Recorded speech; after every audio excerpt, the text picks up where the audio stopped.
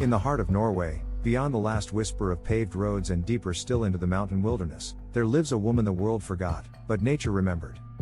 Her name is Elise Halvorsen, though few know it, and fewer still have ever seen her. For over 40 years, Elise has lived alone atop a snowy ridge, in a tiny wooden cabin carved into the stone, surrounded by nothing but wind, wolves, and wild herbs. No one has seen her walk into a town, not once, not even for bread or medicine. Because Elise doesn't need them. And she never did. She is over 70 now, with long silver hair that glistens in the sunlight like the frost-tipped pine trees around her. Her face is weathered, but not weary. Her body is small, but strong, moving with the grace of someone who never surrendered to stillness. In a world that fears growing old, Elise became ageless. She did not age against time, she aged with it. Gently. Naturally. Fiercely. Every morning, she wakes with the sun, or whatever trace of it pierces through the Nordic clouds. Her window faces east, not by accident, but by design. She says, the first light should hit your bones before it hits your breakfast. And so it does. She steps barefoot onto the frozen wood of her porch, inhales deeply, and stretches toward the sky, not in yoga, not in ritual, but in gratitude. Her joints don't ache. Her spine doesn't fold. Her breath is strong, deep, and slow, like the heartbeat of the mountain beneath her. She has never owned a television. Never held a smartphone. Electricity never reached her cabin, and she never invited it. In her words, I am already plugged in, to the wind, to the soil, to the stars. What more signal do I need? Her nights are lit by fire, not bulbs. Her warmth comes from layers of wool, not radiators. Her wisdom is passed down from her grandmother, not downloaded from the cloud.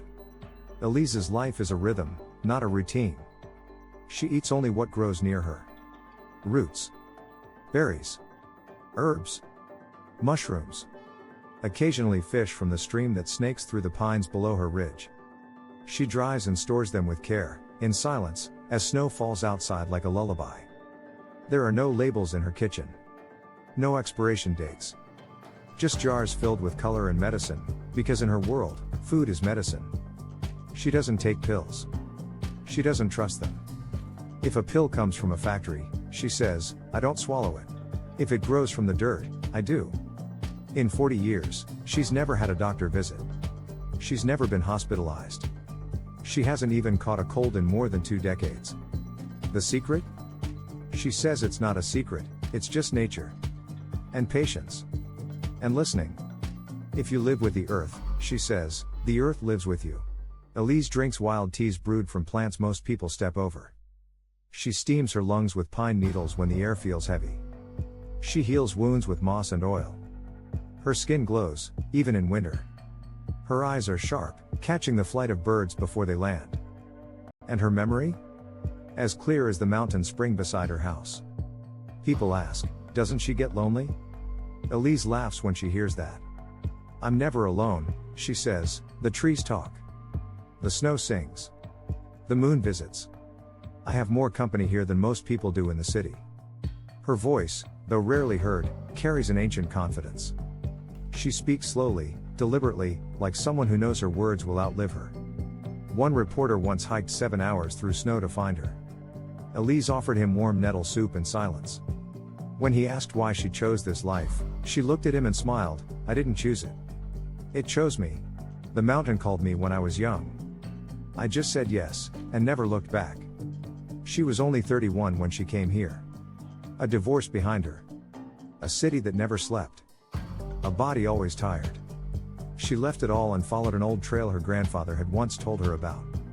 Go where the air bites and the silence heals, he'd said. And so she went.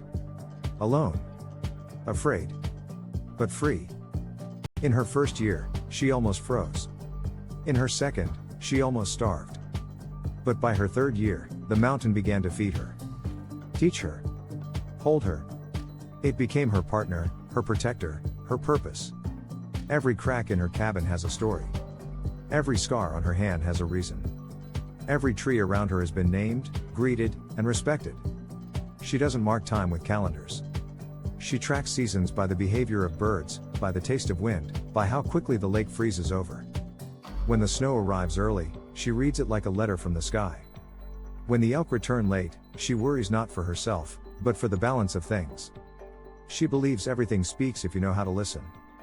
Elise once kept a journal, leather-bound and tucked behind her chimney. In its pages are sketches of herbs, lists of healing recipes, poems written under candlelight, and even weather notes from decades past. But she stopped writing 10 years ago. Not because she forgot how, but because she says memory should live in the body, not the page. If the story is worth remembering, the forest will echo it back to you. In summer, her world becomes green fire. Ferns explode from the ground like feathers. The sky stretches wide and blue above her roof. She walks barefoot across moss that feels like velvet. Bees follow her like pets. Butterflies rest on her fingers as if they recognize her. And maybe they do. After all, in 40 years, Elise has never harmed a single creature, not even a spider. We share the mountain, she says. They know it. There's a fox that visits her in winter. She calls him Solve, Norwegian for silver, because of the streak that runs along his back. He brings her bones sometimes, rabbit, mostly. She never eats them. But she buries them with care. She believes it's a gift, not for food, but for connection. He wants me to remember I'm not the only hunter here, she jokes. And I do. One day, lightning struck a tree just meters from her cabin. The fire burned for an hour before snow choked it out. Elise didn't panic. She stood in the doorway with her hands raised to the sky, whispering something in Old Norse. The flames never touched her home. When asked later if she was afraid, she said, "Of what? I was born of fire and snow. This mountain knows me." There are rumors that Elise has cured things. Things doctors gave up on. A traveler once limped into her woods, coughing blood. She gave him teas, silence, and steam. He left 2 weeks later, upright, breathing, changed. Another came with eyes clouded by grief. Elise said nothing to him for 3 days. Only fed him root soup, rubbed his hands with mint oil, and left him to sleep by the hearth. He wept one night until morning. When he left, he kissed her door. But Elise doesn't call herself a healer. "I'm just a witness," she says. "Nature does the healing. I just stay out of its way." What shocks most people is her skin. At over 70 years old, it is not wrinkled like time has punished it. It glows, not with youth, but with peace. Not smooth like plastic, but alive like bark. When asked her secret, she laughs: sun, cold, smoke, love, and nettle oil. She drinks bone broth in the cold months, chews spruce resin for her teeth, and fasts when her stomach tells her to. "You don't always need to eat," she says. "Sometimes, the body just wants to rest." She naps under the sun in summer, and by the fire in winter. Her dreams are vivid and long. She dreams of rivers, wolves, sometimes her mother, sometimes nothing at all. The cabin itself is not grand. A single room with a sleeping loft above and a root cellar below. The walls are lined with herbs, ropes of garlic, antlers, pine cones, and feathers. Every object has a story. Every crack in the wood has a reason. There are no machines, no screens, no clicks. Only creaks. Only breath. Only silence. Visitors who find her always leave quieter than they arrived. Some cry. Some stay a night and then vanish. One man once tried to bring her a solar panel. She declined politely. "Let the dark stay dark," she told him. "We need the dark, too." Elise's eyes have seen 40 winters. Not from behind glass, but from beneath the snow itself. She once slept outside during a blizzard just to prove to herself she still belonged. She built a snow cave. Lit no fire. Ate nothing. Slept for 2 days wrapped in reindeer skins and faith. She woke up stronger. There's a stream just beyond the cedar grove, where water runs so clear you can see trout flicker between stones. Elise goes there every morning, even in winter, to bathe. Yes, she bathes in snowmelt. Ice cold, bone-shaking water. She says it keeps her alive. Cold reminds the blood to dance, she once told a young girl who came to visit. That girl never forgot it. Nor the shock of watching an old woman laugh while stepping barefoot into a frozen stream. She dries herself not with towels, but with sun and wind. She brushes her hair with fingers dipped in birch oil. She doesn't wear makeup. Her scent is pine, smoke, and thyme. She walks tall, though no one watches. She speaks aloud to trees, not out of madness, but memory. My grandfather taught me their names, she says. If you forget the trees, they forget you. One summer, a hiker became lost in the woods.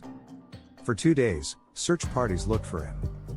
Elise found him first, starving, shivering, and crying beneath a fallen birch. She carried him on her back for over a mile, fed him mushroom stew and berries. When the rescue team arrived, they asked how she managed it. Elise shrugged. He was lighter than loneliness. The forest has grown around her, not against her. She trims only what she needs. She takes bark with apology. She steps carefully through mushrooms and never cuts them by the root. Her feet know every stone. Her hands can smell sickness in soil. She can predict storms by the movement of ants. And she never takes more than she gives. In spring, she gathers wild garlic and wild sorrel. In autumn, she dries apples on string lines stretched across her porch. In winter, she survives on root vegetables, berries soaked in honey, and dried mushrooms. She keeps honeycomb inside wooden boxes lined with beeswax. Her bees know her, they land on her arms without fear. She once revived a frozen bee in her palm with breath alone. They remember, she said. Like the forest, like the wind. She refuses to call this survival. Survival is what people do in cities. I live. And she does, fully, quietly, and without apology. She doesn't seek approval. She doesn't sell advice. She doesn't ask for followers. She simply lives. And in doing so, reminds the rest of us that maybe, just maybe, we've forgotten how. No one knows how long Elise will stay up there. Some believe she'll never leave, not by foot, not by vehicle, not even by death. I'm not going anywhere, she says. When my time comes, the mountain will take me into itself. Just like the trees. Just like the snow. She isn't afraid. She doesn't fear death, she just doesn't invite it. She eats life raw. Unprocessed. Undiluted. And yet, she is not entirely alone in this world. Letters arrive at the base of her trail sometimes, left in weatherproof tins, tied to branches. Strangers write to her. Thank her. Ask her things. Tell her their secrets. Some leave small gifts, dried flowers, candles, feathers, carved spoons. Elise collects them when the snow melts and stores them in a wooden chest she calls the mountain's memory. Sometimes, she writes back. Short notes, pressed in birch bark. Words like, breathe more. Stop scrolling. Drink more water. Let the body speak. A filmmaker once asked if she could do a documentary about her life. Elise declined. No one needs to see it, she said. They need to feel it. When he asked how, she pointed to the forest and whispered, go there. Alone. For a week. You'll understand more than a lens ever could. One night, the mountain held its breath. The winds didn't blow. The snow didn't fall. Even the trees stood still, like they too were waiting. In the dead of that silence, Elise opened her eyes, not because she was startled, but because something ancient had awakened outside. She stepped into the freezing darkness barefoot, wearing nothing but a woolen shawl stitched by her grandmother, now older than memory. 5 wolves waited for her. Silent. Watching. Not growling. Not pacing. Just watching. The moon spilled silver on the snow. The air was so cold it crackled. Elise met their gaze. No fear. No dominance. Only presence. One wolf stepped forward, its fur glowing white like mist. Elise lowered her head gently, hand over her heart. I see you, she whispered in Old Norse. The wolf blinked. And turned. One by one, the pack vanished into the trees, leaving only paw prints and wonder behind. The next morning, she found those same paw prints circling her cabin, not as a warning, but as protection. She left them a gift, a bowl of deer bones and thyme. They never returned, but she knew they still watched. From the ridges. From the shadows. Guardians in fur. Elise says that night changed something inside her. They accepted me, she told the wind. Now I belong, not just to the mountain, but to its wild heart. The storm came 2 days later. Black clouds rolled over the peaks like an avalanche in the sky. Lightning clawed the heavens. The kind of storm that buries towns. But Elise didn't shutter her windows. She stood outside in the rain, arms open wide, head tilted back, laughing. Rain poured down her face. Thunder shook the ground. Yet she remained, barefoot in the mud, eyes closed, whispering things no one could understand. "I don't fear the sky," she said once. "It speaks in storms when it has something to cleanse." That night, she lit no fire. She slept in silence as water dripped from her roof, soaking the floor. When she awoke, the world outside was born again, clean, shimmering, raw. Birds sang louder. The air tasted new. Even the soil smelled of memory. But perhaps the most haunting moment came a week later. Elise found an old photo buried under floorboards while sweeping, one she had forgotten existed. A woman in a nurse's uniform. Young. Brave. Alone. Her. Back when her name was written on charts and whispered in hospital corridors. Back before the world broke her faith in medicine, in machines, in men. She stared at the picture for hours. Then burned it. Not out of anger. Not out of shame. But to release the last weight of who she had been. From the ashes, she made a paste, mixed with birch bark and rainwater, and painted a symbol above her door. A spiral surrounded by leaves. "Let this be the only record of me," she said. Not a face. Not a name. A rhythm. Now, those who climb her path sometimes stop in front of that symbol. They don't know why, but they cry. Some touch it. Some bow. Some leave behind notes folded in leaves. They say their migraines vanished. Their lungs opened. Their dreams changed. Elise never speaks of this. But when the wind moves in a certain way, you can hear her say, "I didn't come here to be healed. I came here to remember that I was never sick." One autumn, a man collapsed near her cabin. He was not young. His skin was yellowed, eyes hollow. His breathing was shallow like whispers on broken glass. Elise didn't ask where he came from, or what disease gnawed at his bones. She simply carried him inside, yes, carried, though he outweighed her by half. Her arms, thin but forged in decades of chopping wood and drawing water, did not tremble. She laid him by the fire, placed one hand on his chest, and closed her eyes. For 3 days, she spoke no words. She fed him a soup made from reindeer lichen and pine pollen. She placed a stone under his tongue and wrapped his legs in nettle cloth. At night, she whispered to the smoke from the fire, not prayers, but memories. She told it what this man needed to forget in order to breathe again. On the 4th day, he opened his eyes and wept. Not because he was healed, but because he remembered who he was. He left without asking her name. She never asked his. She doesn't claim to cure. She doesn't believe in miracles. But she does believe in remembering. Illness, she says, is forgetting how to live in rhythm. Healing is remembering the dance. Elise knows rhythms better than any drum or clock. She knows the body has tides. That grief has a temperature. That fear has a taste. That joy rises in the chest exactly 5 seconds after a raven calls at sunrise. She doesn't explain these things. She only lives them. Sometimes she vanishes for days into the woods. Not lost, just listening. When she returns, she's covered in sap and secrets. Her eyes brighter. Her steps lighter. Once, she returned holding a bundle of roots shaped like a lung. She placed them on her table and said, "The forest wants us to breathe differently this winter." No one questions her anymore. Even the townspeople down in the valley, who once called her mad, now leave gifts at the forest's edge. A jar of sea salt. A bar of handmade soap. Dried fish wrapped in linen. They never see her, but they feel her. Like mist. Like gravity. Some whisper that she's not fully human anymore. That after 40 winters of fire, ice, and silence, she became something else. Not a witch. Not a ghost. But a bridge. Between the old ways and the new world. Between what hurts and what heals. Between what we've forgotten and what we are. And perhaps they are right. Because Elise doesn't just live in nature. She is nature, wild, aging, unapologetic, and impossibly alive. There is no clock in Elise's world. Time flows like the stream she bathes in, never stopping, never needing to be measured. She wakes with the light, sleeps with the dark, eats with hunger, and moves with stillness. She says that time doesn't pass, it unfolds. When asked what year it is, she pauses. Not because she forgot, but because it never mattered. In her view, the modern world suffers not from lack, but from noise.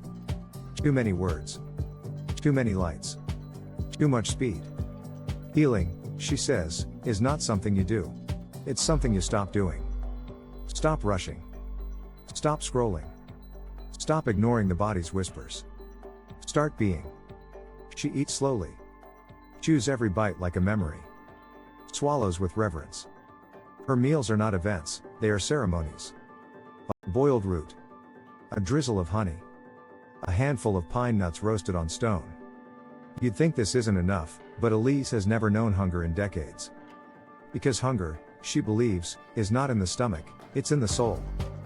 She speaks to the plants before she picks them. She thanks the wind when it brings her warmth. She leaves strands of her own hair tied to tree branches as offerings. Her body is part of the mountain's cycle. She sheds. She grows. She gives back. One afternoon, she found a boy sitting quietly by the tree line. He had run away from the city. Maybe from school. Maybe from something worse. He had a plastic bag with chips and soda. He looked up at her with fear. She said nothing. Just sat beside him. After an hour, he handed her the bag. She took it gently, opened it, and poured everything onto the ground. Then covered it with soil. The boy cried. She gave him a boiled egg and a piece of dried apple. He ate in silence. That night, he slept in her cabin. No words were exchanged. But when he woke, he asked one question: why does the world hurt so much? Elise replied, because you were born soft. And they tried to make you hard. He left before noon. He didn't say goodbye. But he walked differently, slower. Like the earth was finally real beneath his feet. Elise never speaks of visitors unless asked. She does not keep track of names or numbers. The forest remembers, she says. I don't have to. But her root cellar has doubled in size over the years. Not because she stores more food, but because more people leave behind pieces of themselves. Letters. Journals. Jewelry. Questions. And sometimes, ashes. She accepts them all. One jar was left by a woman from Oslo. The note tied around its lid read, "My daughter died. I haven't breathed since. Let her rest somewhere honest." Elise placed the ashes beneath the oldest tree in the grove, dug the hole with her bare hands, and sang a lullaby only the mountains still remember. That night, she didn't sleep. She watched the stars move. Not for answers, but to witness. Because in her silence, there is space for everything. Winter crept in like a whisper. It wasn't a storm or a blizzard, just a quiet hush that blanketed the trees, the roof, the world. The river froze without warning. The wind no longer howled, it hummed. The birds had already left. Even the fire in Elise's cabin seemed to understand. This was not an ending. It was a return. Elise moved slower now, not because she was weak, but because she was lighter. Like she had already started letting go. Her hair hung like strands of cloud. Her breath, steady. Her eyes, filled not with fear, but with something brighter. Something deeper. Like she could see what others couldn't. She made her final tea that night, pine, rosehip, and a pinch of something no one could name. Before drinking, she crushed a tiny seed between her fingers. A seed she called the seed of illumination, or in her words, Bzr Ali Shrok. She held it up to the candlelight and whispered, "This is what they all forget. The world doesn't need saving. It needs remembering. It needs this." And then she let the seed fall gently into the fire. The flame rose, just for a second, as if bowing. A golden flash. A breath. Then calm. She sat by the window for hours, watching the moon move across the frost. No book. No words. Just her, the stars, and the mountain that had become her second skin. In the morning, she laid herself on the cedar floor. No blanket. No bed. Just nature beneath her and a sky above. Her hand rested on her heart. A faint smile. And silence. She did not pass away. She blended in. Like mist. Like memory. Like the echo of a breath inside a seed. They say the next spring, something strange happened. From the spot where her hand had rested, a plant grew. Not moss. Not fern. But a wild green stem holding a glowing golden blossom no one had ever seen. Locals called it Bzr Ali Shraq, the seed of illumination. It bloomed only once a year, on the first morning sunbeam that touched the cabin. And when it bloomed, the air shimmered, and birds returned early. No one disturbed it. No one dared. Now, hikers come not to look for Elise, but to sit near that plant. They breathe. They cry. They leave feeling lighter. And above the door of the cabin, the symbol remains, the spiral. Surrounded by leaves. Carved deeper than time. No one replaces the wood. No one repairs the roof. But it never rots. Because the mountain, still, remembers her. And if you listen closely, sometimes, just before dawn, you'll hear a voice in the wind say, "You don't need more medicine. You don't need more noise. You need to return to what was never lost." So if this story touched you, if your heart feels something stirring, if your soul whispered yes, herb emoji, then maybe it's time. Time to remember. Time to awaken. Green circle emoji, subscribe to Smart Nature Care. Not to follow Elise, but to follow yourself, back to silence, back to soil, back to the seed of your own illumination.